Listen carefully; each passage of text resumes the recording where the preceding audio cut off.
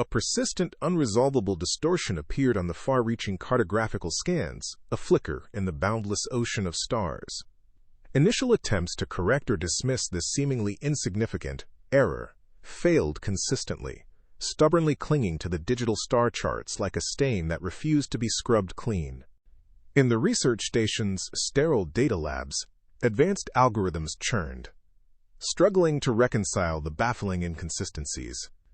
Astronomers, initially dismissing it as an artifact of distant nebulae, soon confirmed it was no glitch. It was a genuine spatial distortion. This anomaly, dubbed Anomaly 7, appeared to subtly move or shift over time in ways that defied every known law of physics, deepening the mystery and stirring a subtle apprehension within the scientific community. To confront this enigma, a sleek, specialized research vessel, the Chronos was outfitted in an orbital dry dock. Her hull bristled with unique temporal and spatial sensors purpose-built for the unknown. Mission protocols were stringent, emphasizing extreme caution, a grim acknowledgement that this journey was not merely exploration, but a venture into the fundamentally impossible. The crew, a collection of the brightest and the most desperate, prepared for a journey where the stakes were immeasurable. The Chronos dropped out of hyperspace with a lurch, revealing a region of space that seemed to writhe. Distant starfields blurred, stretched, then snapped back into place like a failing projection. Visual sensors strained, picking up a shimmering, almost imperceptible rift in the void. A tear. It wasn't a gas cloud, nor a nebula, but a wound in the fabric of everything we understood, pulsating with an unseen, unheard energy that defied normal physics. Awe mingled with a growing cold unease as we approached the edge of the impossible. As the asterisk Chronos drew closer, the anomaly's influence bled into our reality. The ship's sensors began to behave erratically, spitting out contradictory data points that made no logical sense.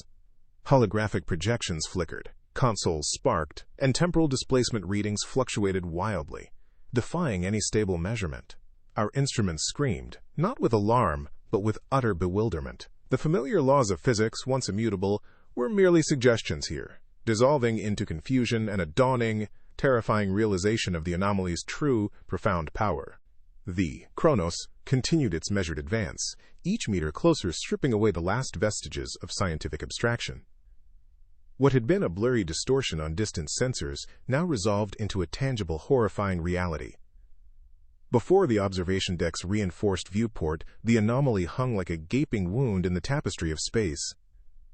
It was a swirling physical tear, a vortex of impossible colors reflecting distorted starfields that seemed to stretch and contort in its gravitational embrace. This wasn't merely a spatial distortion.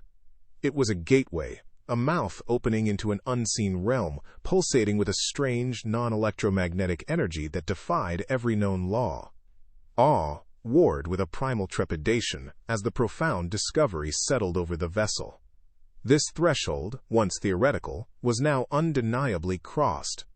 The direct proximity to the rift brought with it an immediate and unsettling escalation.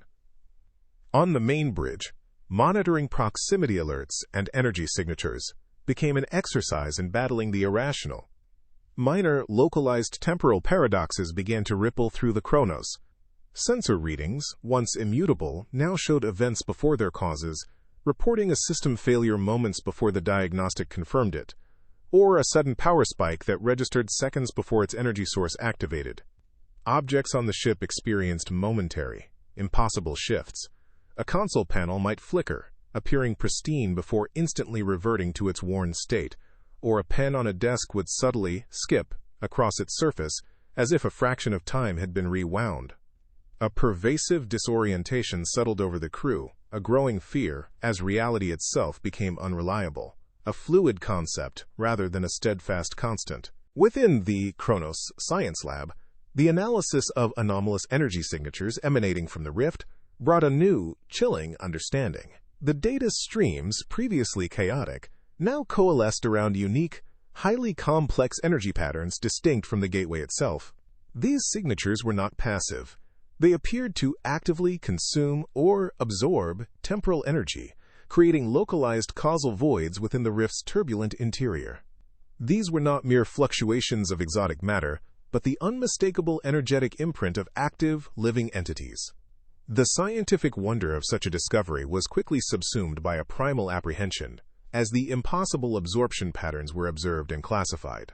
A name was whispered, a designation born of dread and scientific necessity: Chronovores, a term for something that fed on the very flow of existence. The revelation of active entities within the rift, coupled with the escalating temporal instability, necessitated immediate and desperate measures. In the stark lighting of the briefing room, mission protocols were hastily revised. Reinforced temporal shielding, designed to mitigate localized causal distortions, was deployed around the Chronos, a visible shimmer now enveloping the vessel.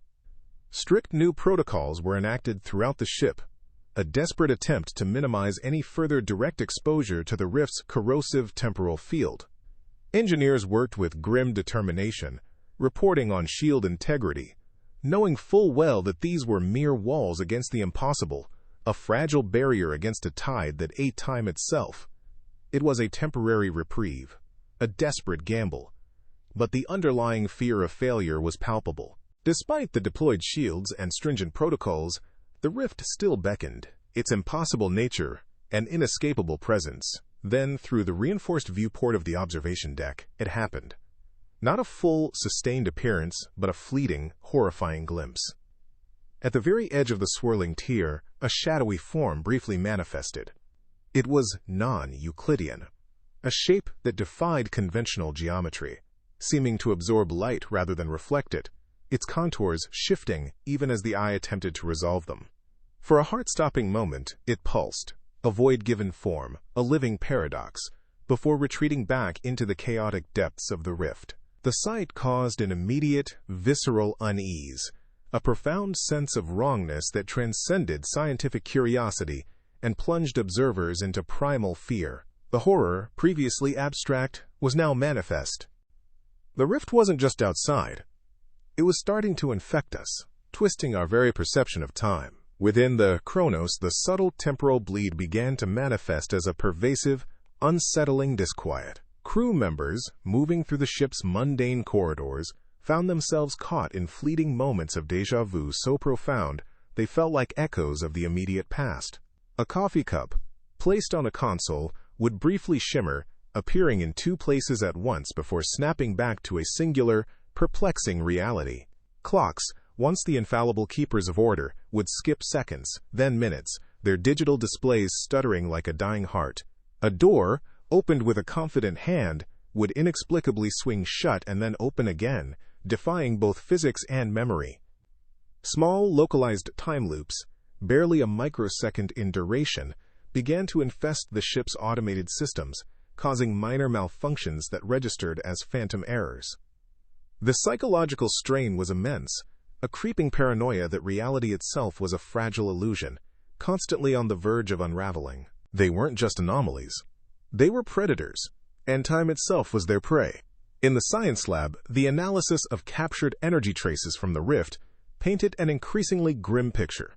The Chronovores, previously abstract energy signatures, were now clearly defined as active agents of temporal decay. Our instruments confirmed they didn't just exist within the temporal flux. They actively consumed temporal energy, leaving behind indelible causal voids in their wake. The data visualizations, once complex but comprehensible, now showed gaping, swirling holes in the timeline, areas where cause and effect simply ceased to be. The rate of temporal decay around the rift, already alarming, increased significantly whenever these entities registered as active. Graphs mutated wildly, their lines twisting into impossible shapes, as frantic researchers grappled with the terrifying realization. The Chronovores were not merely products of the rift, but its very engine accelerating its destructive influence with every pulse of their impossible existence. The rift wasn't just unraveling time, it was unraveling us. What disappears stays gone. The insidious bleed escalated, no longer content with mere perception, but reaching out to touch the very fabric of matter.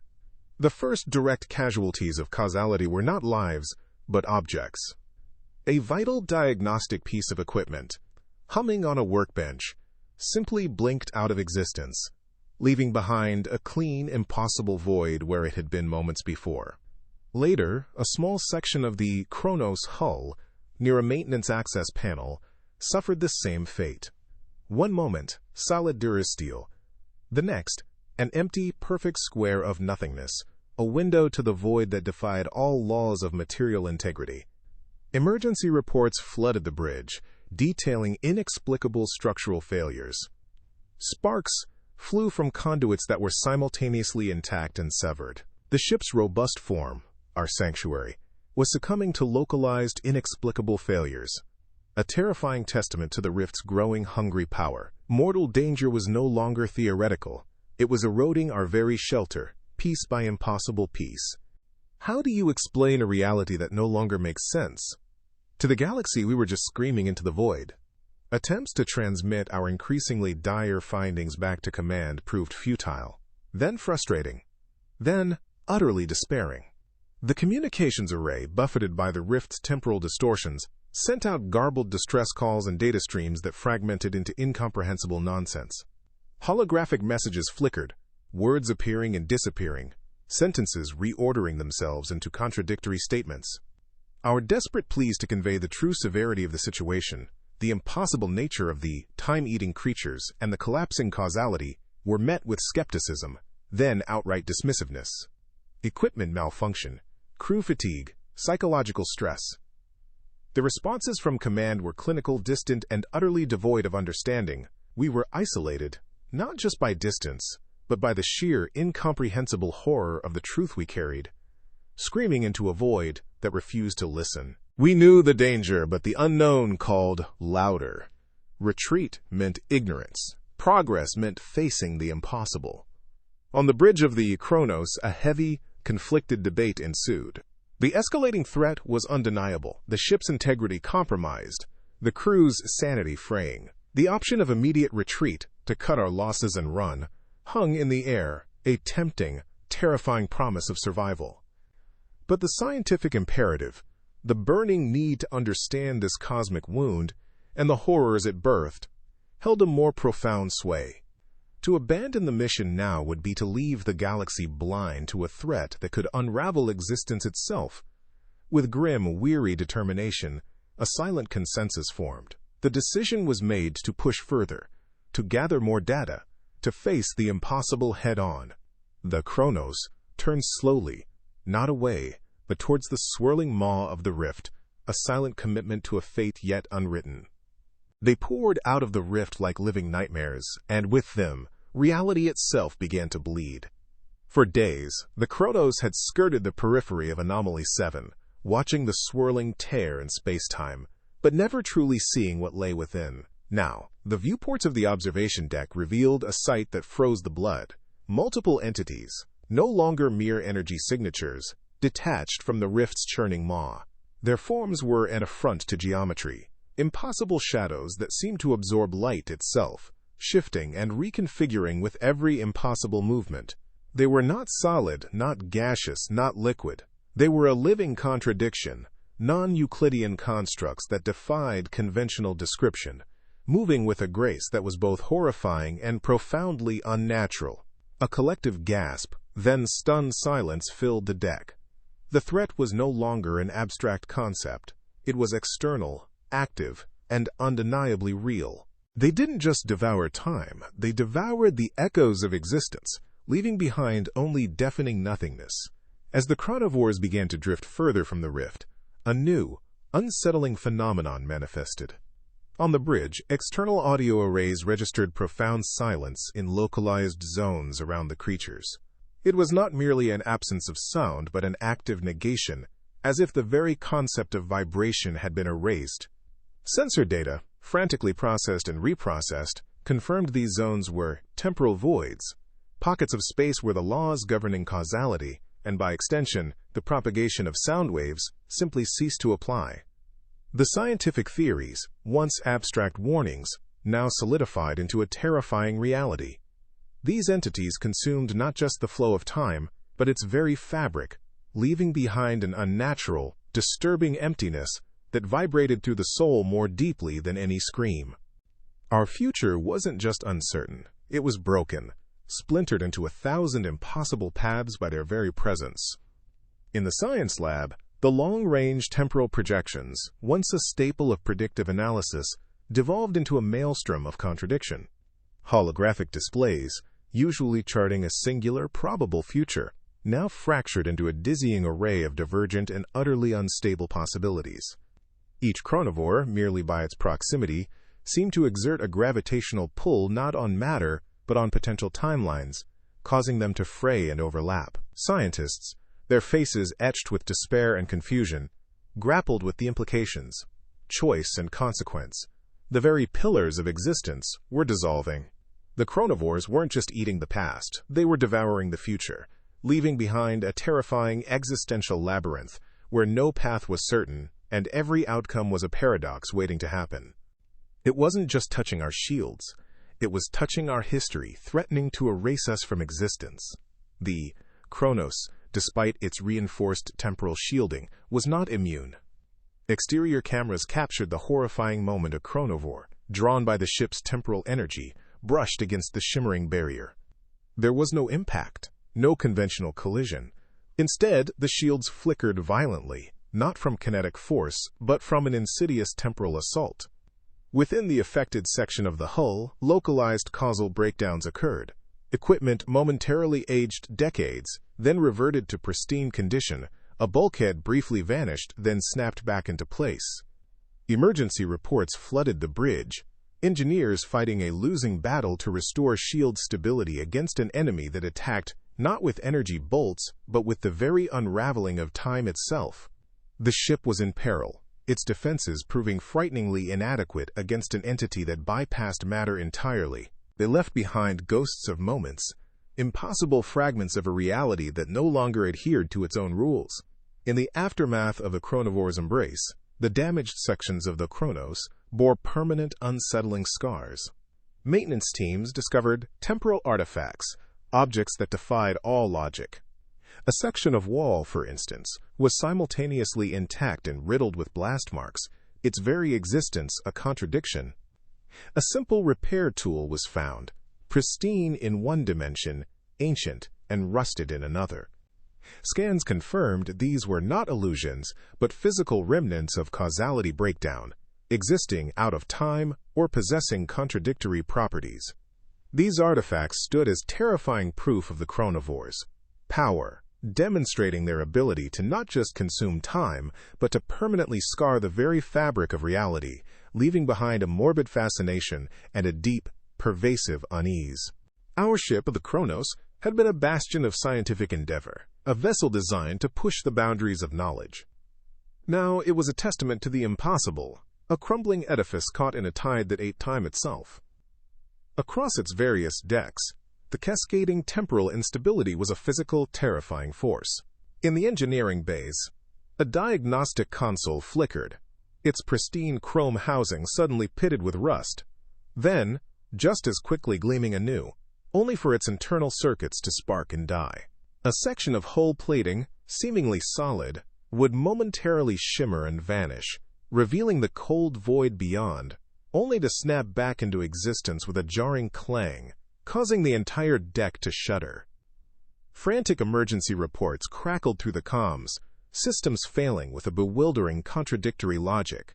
Engineers, their faces etched with fear and confusion, battled impossible repairs, their efforts often undone before their eyes, as if the very act of fixing was being unmade by the collapsing timeline. The rift didn't just break time, it broke minds. Prolonged exposure to the causal breakdown had begun to exact a terrible psychological toll. Reports from the medical bay spoke of severe cognitive dissonance, memory gaps that stretched for hours or even days, and a terrifying blurring of past, present, and future. Crew members would find themselves mid-sentence, unsure of what they were about to say, or remember conversations that had yet to occur. Scientific instruments, painstakingly designed to map the intricacies of human thought, now showed brain activity struggling, convulsing, attempting to process contradictory temporal data. Faces across the ship were stressed, confused, many clutching their heads as if to physically hold their fracturing realities together. The whispered accounts of impossible dreams, of futures seen and then unseen, painted a chilling picture. We were losing ourselves, one impossible memory at a time, succumbing to the paradox that now permeated our very being. Every weapon, every shield, every defense we threw at them simply ceased to be. In the Tactical Operations Center, the air was thick with the acrid scent of ozone and the heavy weight of mounting desperation. Experimental temporal dampeners, complex devices humming with focused energy, were deployed with a desperate hope. Yet, as they extended into the rift's immediate field, they were immediately absorbed, not by force, but by a chilling nullification, their very existence unmade by chronovore activity. New energy shields, painstakingly designed to repel temporal effects, flickered into being, only to be rendered utterly useless by the relentless causal shifts. A shield generator, momentarily de-aged to a pristine state, would then instantly age to dust, collapsing in on itself. Reports of failed deployments became a monotonous, crushing litany. Engineers, their voices laced with futility, could only watch as their most advanced creations simply vanished, leaving behind nothing but the stark, overwhelming power of the rift. How do you fight something that eats reality? The rift wasn't just a local problem. From the bridge, a profound dread settled as we observed the external environment, watching the wound in spacetime visibly widen. Its shimmering, impossible edges expanded into the void, a silent, ravenous maw growing larger with every passing moment. Distant stars, once stable pinpricks of light, now appeared to flicker erratically, some rapidly aging from brilliant white to dying red, others simply winking out of existence as the rift's influence extended its reach. Nebulae, vast clouds of cosmic dust and gas, dissolved into nothingness, their delicate structures unraveling as if they had never been. Astronomical data confirmed the terrifying truth. Accelerated temporal decay was consuming celestial objects, a cosmic horror unfolding before our eyes.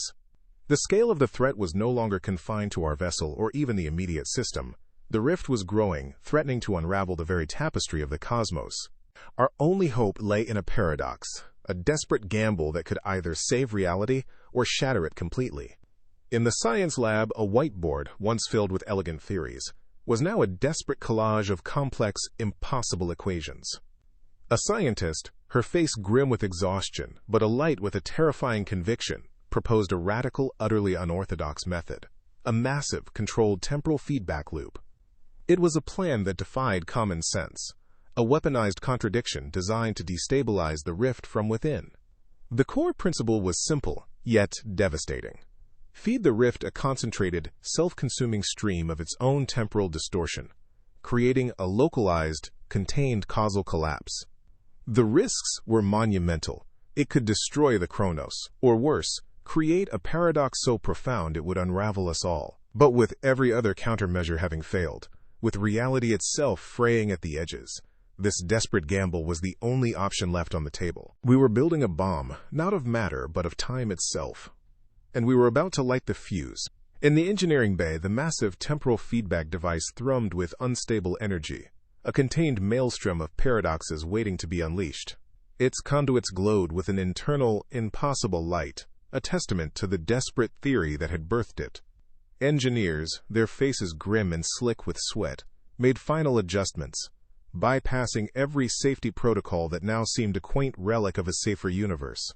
The air itself felt thick with unspoken consequence, the palpable tension of a gamble where the stakes were reality itself. The point of no return was upon us.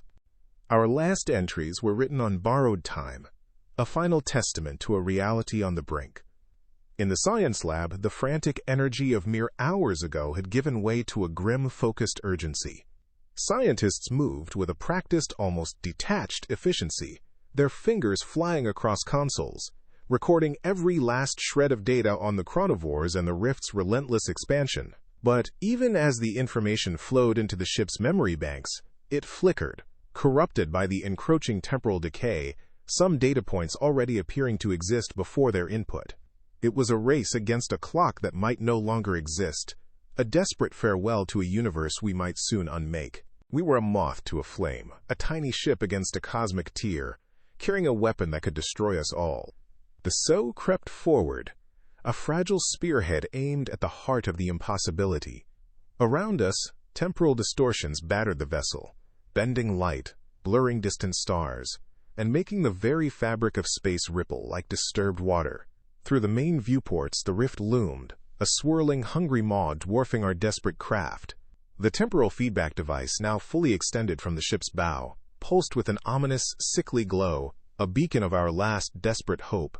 Every lurch of the ship was a whispered warning, every flicker of the shield a reminder of the maw we were entering. They knew. They swarmed our weapon, trying to devour the very paradox that was meant to stop them. From the observation deck, we watched as the Chronovores, those impossible shadows, reacted to the device's growing temporal signature. They detached from the rift's edges, their non-Euclidean forms twisting and converging, a swarm of living paradoxes racing towards our gambit. As they brushed against the glowing device, localized paradoxes erupted, blinding flashes of light and shadow, moments appearing and disappearing. Their aggression was a visceral scream of hunger, a desperate attempt to consume the very essence that threatened to undo them. The choice was made. We unleashed the paradox, hoping it would save us, not erase us. On the bridge, a single terse command cut through the tension. A hand, steady despite the impossible weight it carried, pressed the activation button. And then, a massive surge of temporal energy erupted from the device, a blinding, impossible flash that engulfed the rift and the swarming Chronovores in a maelstrom of pure, unbridled paradox. For a heart-stopping moment, the universe itself seemed to scream, then silence descended, absolute and profound. The gamble was made. The fuse was lit. It wasn't just a feedback loop. It was the universe screaming, ripping itself apart at the seams. With the activation of the temporal feedback device, a wave of impossible energy erupted, slamming into the asterisk Chronos. The ship became a phantom, ripped through impossible temporal shifts, experiencing past, present, and future in a single terrifying instant. Walls phased in and out of existence, glowing with the ghost of future damage or the pristine sheen of moments yet to come. Consoles flickered, displaying data from events that hadn't occurred, then from those long past. Impossible light filled every compartment, a chaotic strobe of contradictory realities. Through the garbled comms, screams echoed, not of pain, but of utter, mind-shattering disorientation. Across the decks, observers clutched their heads, their minds unable to reconcile the simultaneous truths, a profound sense of being torn apart by time itself. They poured out of the rift, like living nightmares, and with them, reality itself began to bleed. The Chronovores, sensing the chaotic temporal influx that threatened their very existence, writhed in agony. Their non-Euclidean forms twisted, distending into monstrous, desperate shapes that defied all geometry. Unable to cope with this sudden, overwhelming influx of unstable time, they began to destabilize, dissolving at their edges into motes of light and shadow, only to recoalesce moments later, further mutated. In their death throes, they lashed out, a final, desperate fury against the paradox that consumed them. Their impossible attacks, now devoid of purpose beyond pure annihilation, caused even more profound causal damage to the surrounding void, leaving permanent scars of unreality in their wake. We watched them die not by force, but by the very essence they craved, their forms unraveling into nothingness. It was a controlled chaos, a weapon that ate its own tail, rewinding reality just enough to make a difference. From the bridge, the device's core pulsed with an impossible light, a maelstrom of contradictory colors, red for the past, blue for the future, green for moments that never were. Ripples of reversed time emanated outwards, causing the very laws of cause and effect to buckle. Events of the past momentarily overwrote the present, a console spark then unspark, a shattered viewport reform then shatter again, before snapping back with violent temporal whiplash. Scientists, their faces grim and awestruck, recorded unprecedented temporal phenomena, watching theoretical paradoxes manifest into brutal reality. The fabric of spacetime was visibly tearing, mending, and tearing again in the device's immediate vicinity, a battleground where time itself was the weapon and the victim. The mouth of oblivion recoiled, but not without a scream, leaving behind a wound that would never fully heal. As the paradoxical pulse reached its zenith, the swirling tear of Anomaly 7 shuddered. It was not a smooth reaction. but a violent, painful contraction. The rift began to slowly, agonizingly shrink, its jagged edges grinding against the very fabric of space, emitting residual temporal energy that arced across the void like dying lightning. Reports flooded in, confirming the contraction, yet warning of the profound scars left by its violent retreat. The process was not a closing, but a painful tearing, a cosmic wound being drawn taut, leaving behind a smaller but permanently disfigured gateway. Relief, thick and heavy, mixed with a lingering horror. It was a hard-won partial victory, a desperate gamble that had paid out, but at a cost. The storm was over, but the wreckage remained. We had won, but at what cost to our reality and ourselves? An eerie calm descended. The Chronos, a wreck but still operational, limped away from the now stable, smaller rift. Damage reports were grim, detailing widespread structural fatigue and system failures, but the ship held. Sensor readings confirmed the disappearance of the Chronovores. Their impossible forms had been consumed by the very chaos they once fed upon. Temporal fluctuations, while still present, were now contained to the rift's immediate vicinity, a contained wound rather than a gaping maw. On the bridge, weary faces, etched with exhaustion and profound trauma, stared at the distant, shimmering scar in the void. It was over, the immediate threat averted, but the silence that followed the cacophony of collapsing reality was a heavier burden than any battle. The medical bay, once a sterile sanctuary, now pulsed with a different kind of dread. It was here, in the cold, clinical light, that the true cost of Anomaly 7 began to manifest. The crew, the survivors of a journey through collapsing reality, were not merely physically bruised, they were scarred by time itself. Chronic disorientation became a pervasive malady. A simple conversation might lose its thread mid-sentence as a speaker momentarily forgot the preceding words, or perhaps remembered a different, impossible version of them. Temporal migraines were common, blinding headaches that felt like memories fighting for dominance within the skull. Medical readouts, flickering with anomalous brain activity, confirmed the unprecedented psychological toll. Some exhibited minor physical inconsistencies, ghostly echoes of the temporal shifts they had endured. A hand might show a faint, momentary blurring, a limb briefly appearing younger or older than the rest of the body. Time had left its indelible, twisting mark, a constant, unsettling reminder of the reality they had fractured. From the observation deck of the damaged Chronos, Anomaly 7 presented a new, unnerving visage. The raging maw had receded, replaced by a wound that had partially healed, yet remained a permanent scar in the void. It was smaller, certainly, its swirling edges now more defined, less chaotic. A contained, static anomaly, it no longer pulsed with the ravenous hunger of before. Sensor readings confirmed it radiated only weak, residual temporal energy, a faint hum of what it once was. The Chronovores were gone, consumed by the very paradox they fed upon, leaving the gateway dormant, silent. Yet, it was not closed. It remained, a jagged tear in space, a perpetual reminder of a boundary crossed. It was a new kind of scientific curiosity, one tinged with profound caution, for a bandaged wound could always fester anew. The immediate danger had receded, but the threat, though sleeping, was undeniably still there. Within the Chronos' data core, the true burden of their knowledge began to weigh. The collected data, painstakingly gathered amidst collapsing causality, was not a coherent record, but a chaotic mess of contradictory timelines and impossible observations. Gigabytes of sensor readings showed events before their causes, objects existing in multiple states simultaneously, and temporal flows that defied every known law of physics. Attempts to synthesize a coherent report were met with overwhelming logical inconsistencies, each paradox unraveling the next. Scientists, their faces etched with intellectual despair, grappled with flickering data projections and broken graphs, trying to force meaning into the inherently meaningless. Their knowledge, a hard-won victory against cosmic horror, was a curse. It was a tapestry woven with threads of impossible logic and fragmented truths, a testament to a reality that no longer adhered to its own rules.